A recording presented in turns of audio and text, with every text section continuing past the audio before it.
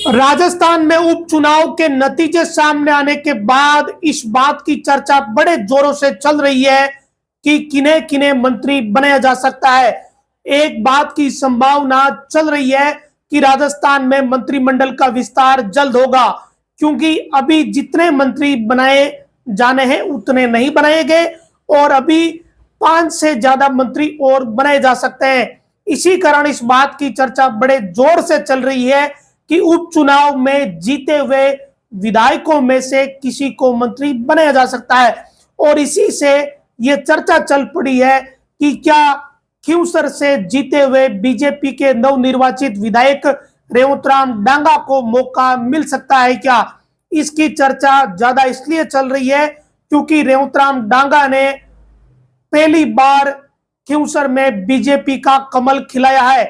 2008 में हनुमान बेनीवाल खींवसर में बीजेपी से जीते थे, फिर उन्होंने बीजेपी का साथ छोड़ दिया। उसके बाद से लेकर लगातार आरएलपी वहां से जीत रही थी।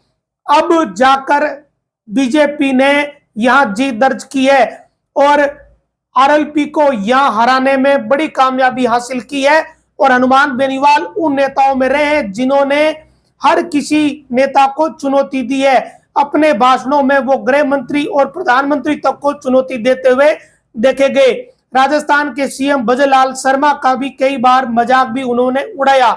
ऐसे में ऐसे नेता हनुमान बेनीवाल की पत्नी कनिका बेनीवाल को रेवतराम डांगा ने चुनाव हराया और इसी के चलते इस बात की चर्चा चल रही है कि ऐसे नेता को चुनाव हराने वाले रेवतराम डांगा को मंत्री बनाया जा सकता है।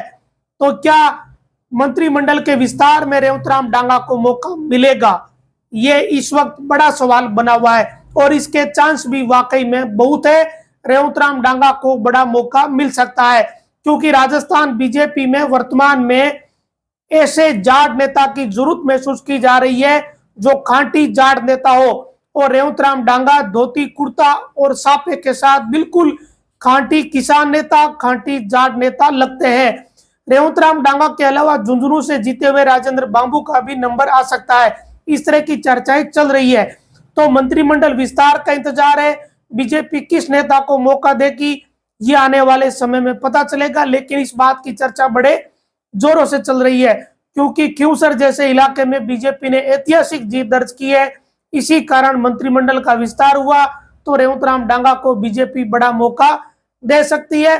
हो सकता है कि ज्योति मिर्धा अगर प्रयास करेगी और ज्योति मिर्धा की अगर चली तो रेवतराम डांगा को बड़ा मौका मिल सकता है क्योंकि डांगा ने जीत ही कुछ ऐसी हासिल की है जिसके कारण केंद्र से जुड़े हुए नेताओं से लेकर राजस्थान तक के नेता रेवतराम डांगा से बहुत ही खुश है और उतने ही खुश ज्योति मिर्धा, गजेंद्र सिंह खींवसर जैसे नेताओं से भी है क्योंकि इन सब ने मिलकर रेवतराम डांगा को ऐतिहासिक जीत दिलाई है। और इसी कारण इस बात के चांस बहुत है कि रेवतराम डांगा को मंत्री बनाया जा सकता है।